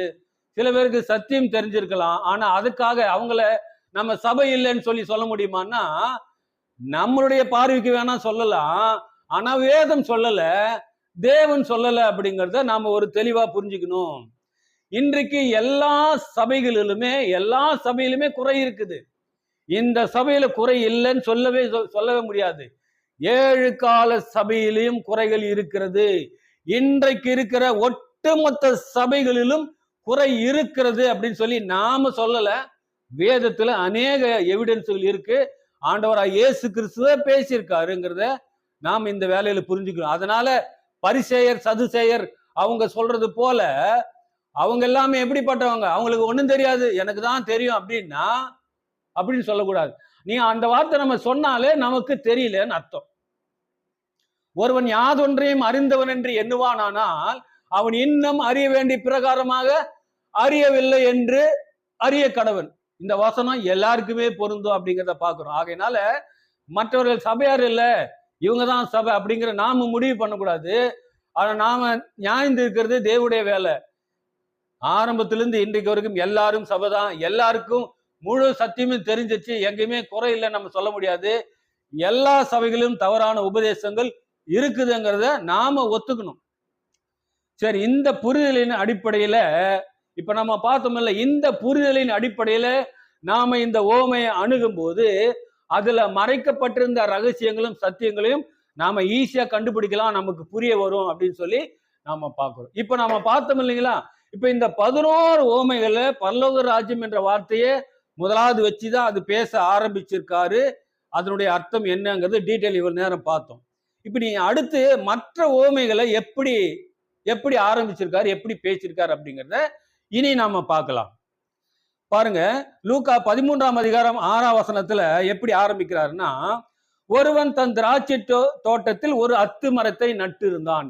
இங்க எப்படி ஸ்டார்ட் பண்றாரு பாருங்க, இங்க ஒருவன் சொல்லி ஆரம்பிக்கிறார். இங்க பரலோக ராஜ்யங்கிற வார்த்தை வைக்கல, அப்போ இங்க ஒருவன் அப்படின்னு ஆரம்பிக்கிறார். நீங்க லூக்கா 14வது அதிகாரம் 16ஆம் வசனத்துல கூட வாசிக்கும் போது, ஒரு மனுஷன் பெரிய விருந்தை ஆயத்தம் பண்ணி அழைப்பித்தான் அப்படின்னா, இங்க எப்படி சொல்றாரு, ஒரு மனுஷன் அப்படிங்குதான் இங்க இந்த ஓமையிலே ஆரம்பிக்கிறார். லூக்கா 15:4 வாசிக்கும் போது, உங்களில் ஒரு மனுஷன் 100 ஆடுகளை உடையவனா இருந்து, இங்க என்ன சொல்றாருன்னா ஒரு மனுஷனுங்கிற வார்த்தையை முதலாவது வச்சுதான் ஆரம்பிக்கிறாரு அப்படிங்கிறத நாம புரிஞ்சுக்கணும். அது மட்டுமல்ல, பார்க்கலாம் லூக்கா 15:8 ஒரு ஸ்திரீ 10 வெள்ளிக்காசை உடையவளா இருந்து. இப்ப இந்த இடத்துல என்ன சொல்றாரு, அங்க ஒரு மனுஷன் சொல்லுவாரு, இந்த இடத்துல ஒரு ஸ்திரீன்னு சொல்றாரு, அவ்வளவுதான் வித்தியாசம். அடுத்து பார்க்கும்போது லூக்கா 15:11 ஒரு மனுஷனுக்கு 2 குமாரர் இருந்தாங்கன்னு சொல்லி ஒரு மனுஷனுக்குங்கிற வார்த்தையை வச்சுதான் ஆரம்பிக்கிறாரு.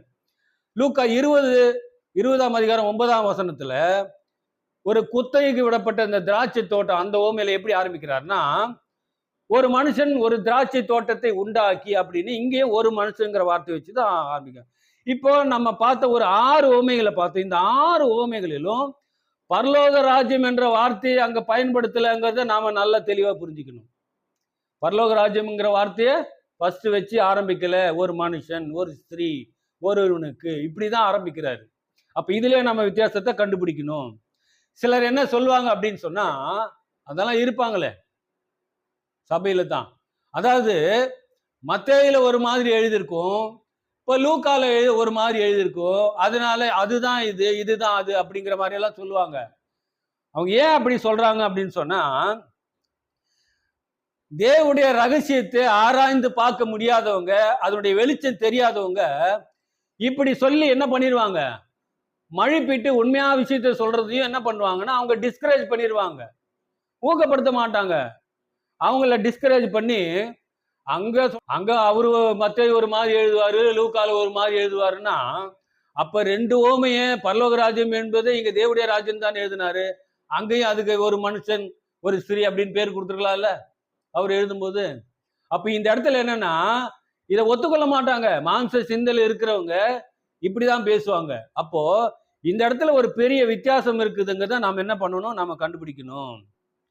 அப்போ நாம இப்ப என்ன புரிஞ்சு கொள்ளணும்னா, இப்ப நாம பார்த்த உவமைகள் எல்லாமே பரலோக ராஜ்யம் என்ற, இப்போ இந்த லூக்கால பார்த்ததுல எல்லாமே பரலோக ராஜ்யம் என்ற அந்த சொல்ல என்ன பண்ணல, பயன்படுத்தி அவர் ஆரம்பிக்கல அப்படின்னு சொல்லும்போது, இது சபைக்கு சொல்லப்பட்டது அல்ல அப்படிங்கிறத ஃபர்ஸ்ட் ஓமையை நாம படிக்க அதை புரிஞ்சு கொள்ள ஆரம்பிக்கும் போது, இது பரலோகராஜன் சொல்ல இல்லை அப்படின்னா இது நமக்கு சபைக்கு சொல்லப்பட்டது அல்ல.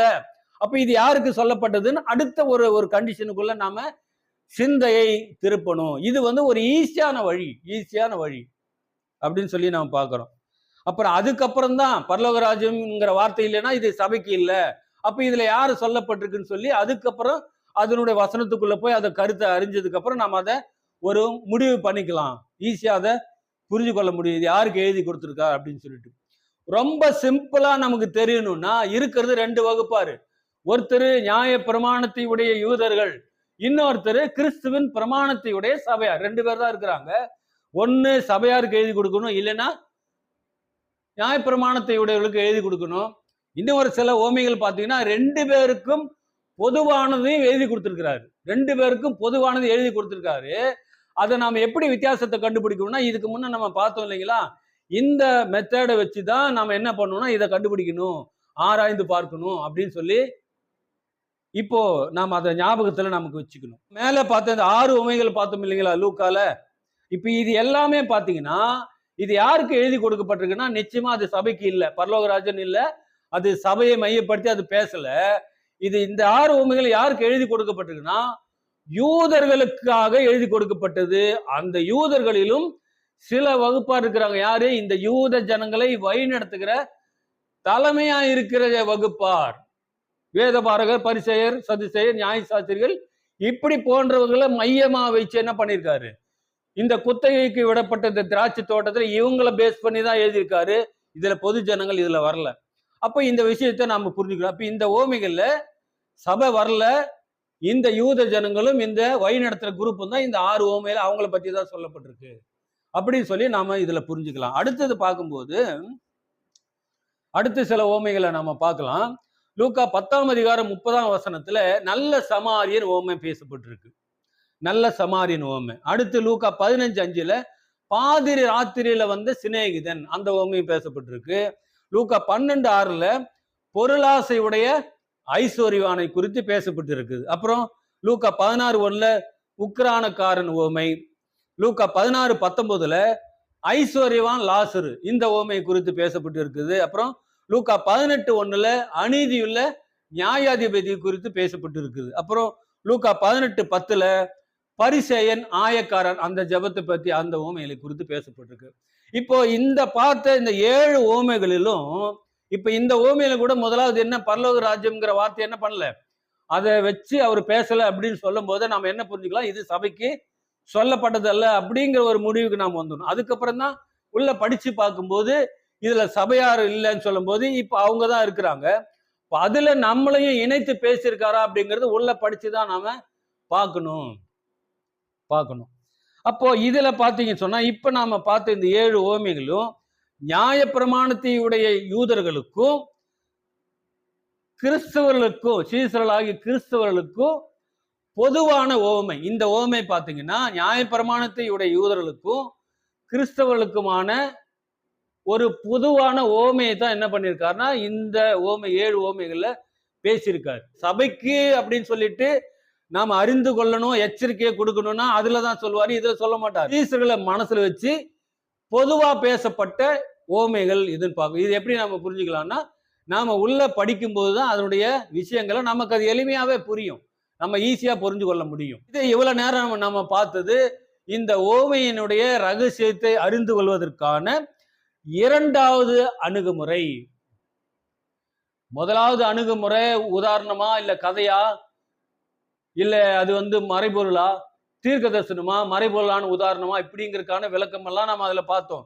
ரெண்டாவது அணுகுமுறை என்னன்னு சொல்லி பார்த்தோம்னா, ஓமையை நாம அணுகும் போது முதல்ல எந்த வார்த்தையை பயன்படுத்தி பேச ஆரம்பிச்சிருக்காரு, பரலோகராஜன் சொல்லி பேச ஆரம்பிச்சிருக்காரா, இல்ல ஒரு மனுஷன் ஒரு ஸ்திரீ ஒருவனுக்கு அப்படின்னு ஆரம்பிச்சிருக்காரா அப்படின்ட்டு இந்த வார்த்தையை நாம கவனிக்கணும்னு சொல்லிதான் ரெண்டாவது அணுகுமுறையில நாம பார்த்தோம். இப்போ மூன்றாவது அணுகுமுறை பார்க்கலாம். மூன்றாவது அணுகுமுறை நாம எப்படி அணுகணும்னா, இது யார் மத்தியில இந்த ஓமையை பேசியிருக்கார் அப்படின்னு பார்க்கணும். யார் மத்தியில சொல்லும்போது யூத ஜனங்கள் மத்தியில பேசினாரா, இல்ல யூத ஜனங்களை வழிநடத்துகிற அந்த கேபிட்டலா தலைமையா இருக்கிற அந்த வகுப்பார் மத்தியில பேசினாரா, இல்ல யூதர்கள் ஆயக்காரர் பாவிகள் இருக்காங்க அவங்க மத்தியில பேசினாரா அப்படிங்கிறத நாம கண்டுபிடிக்கணும். லூக்கா 15:4 வாசிக்கும் போது உங்களில் ஒருவன் 100 ஆடுகளை உடையவனா இருந்துன்னு பேச ஆரம்பிக்கிறார் இல்ல. அப்ப இந்த ஓமையை பார்க்கும்போது யூதர்களுக்கு பேசுறார். இது யூத ஜனங்கள் மற்றும் ஆயக்காரர்கள் பாவிகள் இவங்க எல்லாமே அந்த குரூப்ல இருக்காங்க. யூத ஜனங்கள் இருக்கிறாங்க, சகல ஆயக்காரரும் பாவிகள் இருக்காங்க, அங்க இங்க தலைமையா இருக்கிற இவங்க எல்லாமே இருக்கிறாங்க. இவங்க மத்தியில இருந்துதான் இந்த ஓமையை பேசுறாரு. உங்களில் ஒருவனுக்கு ஒரு 100 ஆடுகள் இருந்து ஒன்று காணாமல் போனால் அப்படிங்கிறது இந்த ஜனங்கள் மத்தியில இருந்துதான் பேசுறாரு. லூக்கா 13ஆம் அதிகாரம் 6ஆம் வசனத்துல கனி கொடாத அத்தி மரம் இருக்கு. அதாவது இந்த மரத்துல 3 வருஷமா நான் பாக்குறேன், கனிகளே இல்ல.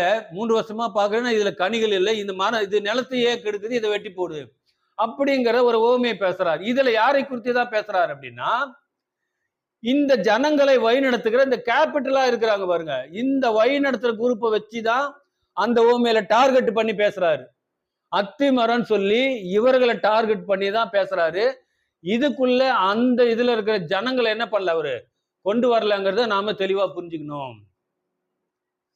அடுத்ததாக இந்த குத்தகைக்கு விடப்பட்ட இந்த திராட்சை தோட்டம் இருக்குல்ல, குத்தகைக்கு விட்டு தூரதேசத்துக்கு போனாரு, அப்புறம் கனிகாலம் சமிக்கும் போது இப்ப இது யாருக்குன்னு சொன்னா இது யார் மத்தியில பேசுறாருன்னு சொல்லி பார்க்கும்போது இதையும் இந்த குத்தகைக்கு எடுத்தாங்க. யார் குத்தகைக்கு எடுத்தாங்க, யாருக்கிட்ட விட்டார் அப்படின்னா இந்த வழி நடத்துற குரூப் தான். பரிசேயர், வேதபாரகர், சதுசேயர், இவங்க தான் என்ன பண்ணாங்க, இந்த ஜனங்களை வழி நடத்திட்டு இருந்தாங்க.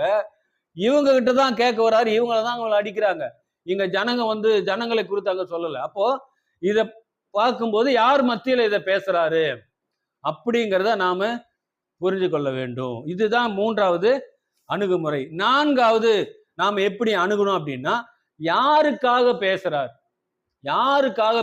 அப்படின்னு சொல்லி பார்க்கணும். யார் மத்தியிலிருந்து யாருக்காக பேசுறார். லூக்கா 10ஆம் அதிகாரம் 30ஆம் வசனத்துல நல்ல சமாரியன் ஓமையில என்ன பேசுவார்னா, யூதர்கள் மத்தியிலிருந்து தான் பேசுறாரு. நல்ல சமாரியன் ஓமையில யூதர்கள் அந்த நியாயசாஸ்திரி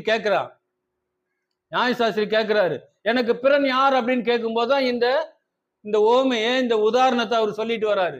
அப்ப இதை யாரை குறிச்சு சொல்றாருன்னா, இங்க இவர் மத்தியிலிருந்து, அந்த யூதன் மத்தியிலிருந்து இனிமேல் வரப்போகிற தன்னுடைய சபையை, புதிய ஏற்பாட்டு சபையை மைண்டில் வச்சிருக்காரு. அதுல மைண்டில் வச்சுதான் அங்க பேசியிருக்காரு. சபைக்கு இது தனியா என்ன பண்ணல, அவருடைய மனசுல வச்சு பேசப்பட்டது. அதனாலதான் இந்த இடத்துல பரலோக ராஜ்யங்கள வார்த்தையெல்லாம் அவரு குறிப்பிடலை அப்படின்னு சொல்லி நாம பார்க்கிறோம். அந்த யூதனுடைய மத்தியிலிருந்து இனி வரப்போகிற புதிய ஏற்பாட்டு அவருடைய தனது சபையை மைண்ட்ல வச்சு அதுல பேசியிருக்காரு அப்படிங்கிறத பார்க்கிறோம். அப்ப லூக்கா 16ஆம் அதிகாரம் 19ஆம் வசனம் ஐஸ்வர்யா லாசரு ஓமியிலும் கூட பாத்தீங்கன்னு சொன்னா இது யார் மத்தியில பேசுறாரு, அந்த யூதர்கள் மத்தியில யூத ஜனங்கள் ஒட்டுமொத்தமா எல்லாரும் இருக்கிறாங்க. அங்க யார் இருக்கிறாங்க? இந்த வழிநடத்துற குரூப்பாரும் இருக்கிறாங்க. இப்ப இவங்க மத்தியில இவங்களுக்கு புரியணும்னு சொல்லிதான் பேசுறாரு. அதுல யாரும் தான் இருக்காங்கன்னா உள்ள புறஜாதியாரை வச்சு பேசுறாரு. இப்போ பொதுவா புறஜாதியாரை அங்க வைக்கிறார். லாசருவை புறஜாதியாராகவும் இந்த ஐஸ்வர்யவான இஸ்ரவேல் ஜனங்கள் வழிநடத்த ஒட்டுமொத்தமா எல்லாரையுமே சேர்த்துதான் என்ன பண்றாருன்னா இப்படி மைண்ட்ல வச்சு அந்த இடத்துல அந்த ஓமையை பேசுறாரு அப்படிங்கிறத நாம அதில் புரிஞ்சுக்கிறோம். அடுத்து லூக்கா 16:12 ஒரு உக்ரானக்கார ஓமையில பேசும்போது யூதர்களிடத்தில் இருக்கிற அந்த உக்ரானத்துவம் அங்க எங்க வருதுன்னா சீசர்களுக்கு சபையாருக்கு போக போகுதுங்கிறத அங்க கூட சபைக்கு பார்த்து சொல்லல, யூதர்கள்ட்ட பார்த்து சொல்றாரு.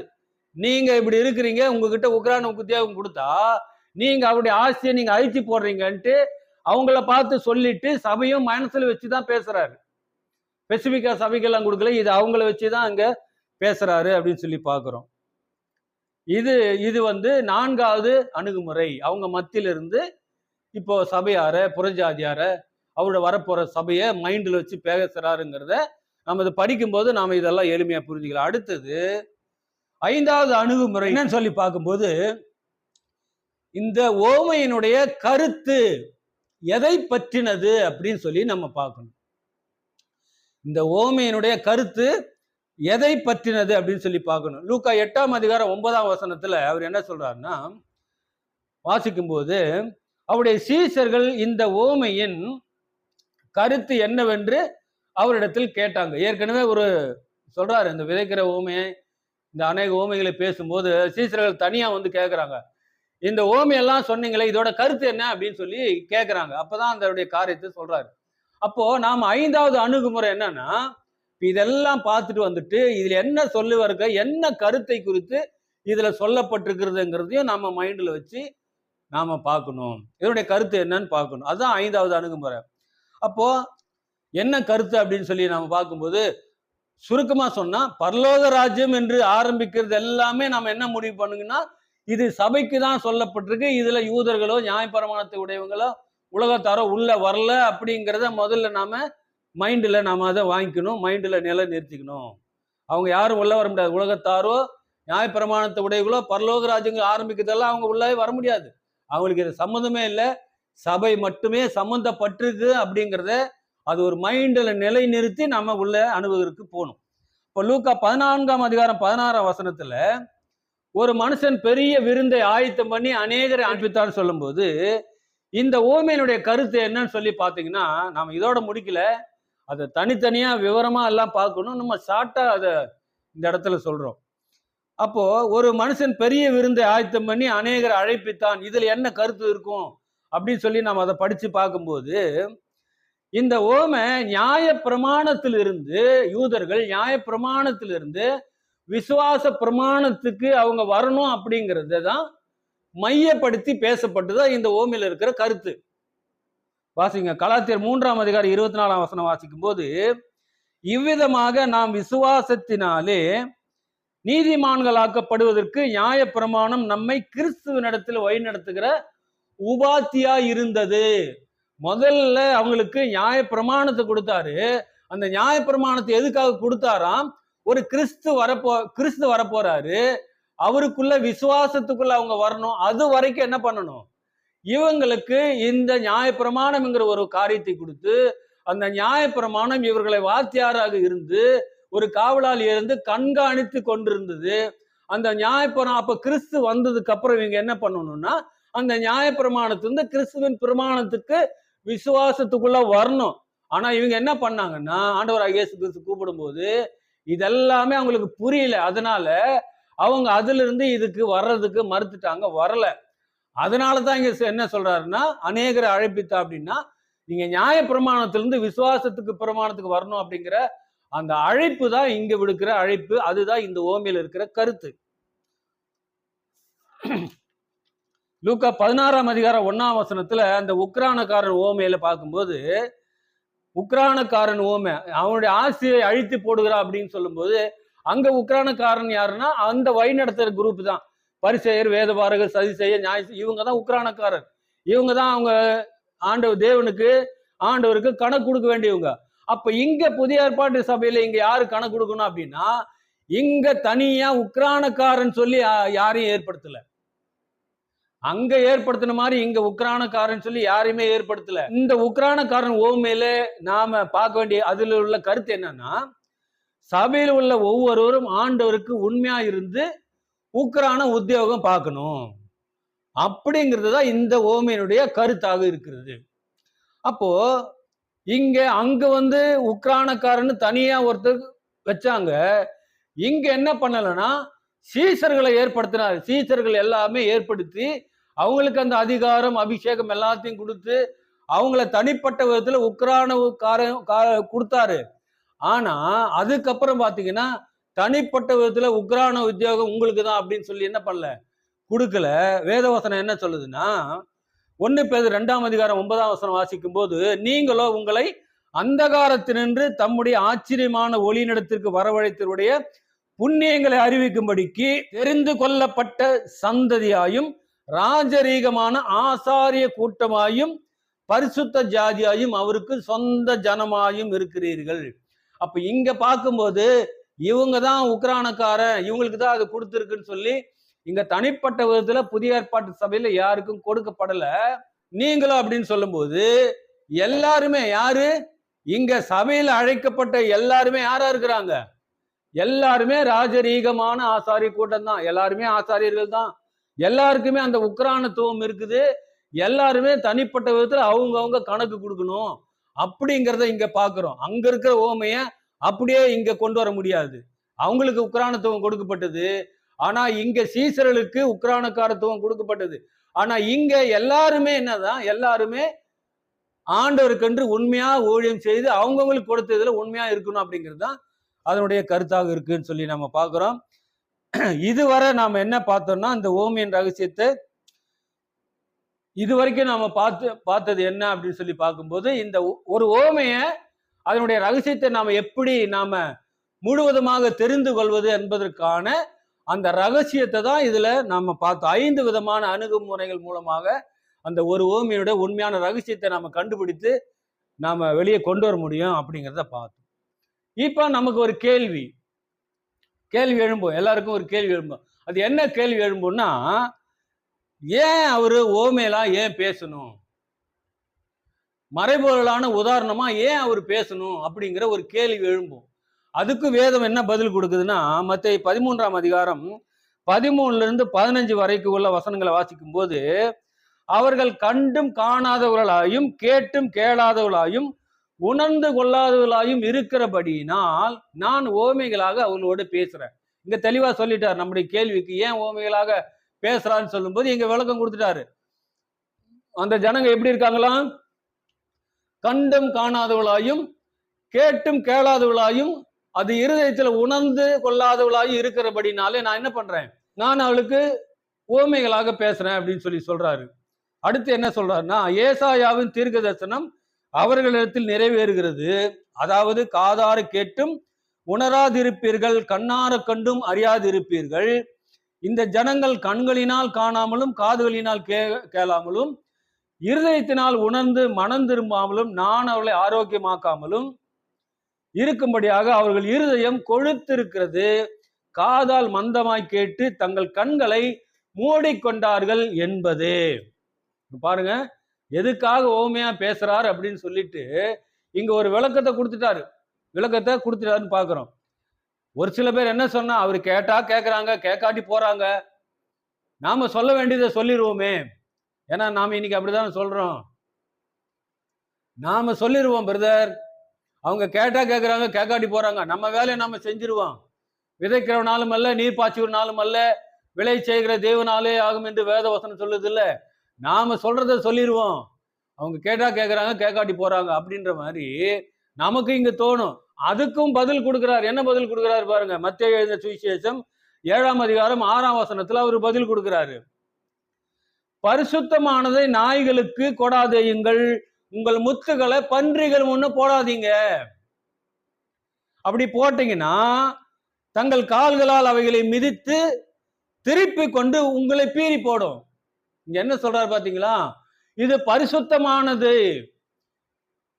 அது மட்டுமில்ல, இது முத்துக்களை பன்றிகள் முன்னு போடாதீங்க அப்படின்னு சொல்றாரு. அப்ப முத்துங்கிறது ஒரு சாதாரணமான விஷயமா இலகுவாக கிடைக்கக்கூடியதா அப்படின்னா, முத்துங்கிறது இலகுவாக கிடைக்கக்கூடியது இல்ல.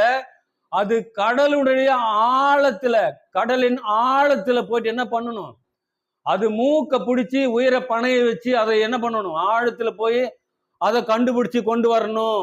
அது அவ்வளவு பெரிய விலையேறப்பட்டது அப்படின்னு சொல்லி பார்க்கிறோம். அப்போ அவருடைய வாயிலிருந்து வந்த ஒவ்வொரு வார்த்தையும் விலையேறப்பட்டது, பரிசுத்தமானது. அதனால சர்வ சாதாரணமா எல்லா இடத்துலயும் போட முடியாதுன்ட்டு அவர் சொல்றாரு. அவர்கிட்ட மாத்திரம் சொல்ல, நம்மளையும் பார்த்து சொல்றாரு, உங்கள் முத்துக்களை பண்டிகைகள் முன்ன போடாதீங்க. போட்டீங்கன்னா அதனுடைய மகத்துவம் அவங்களுக்கு தெரியாது.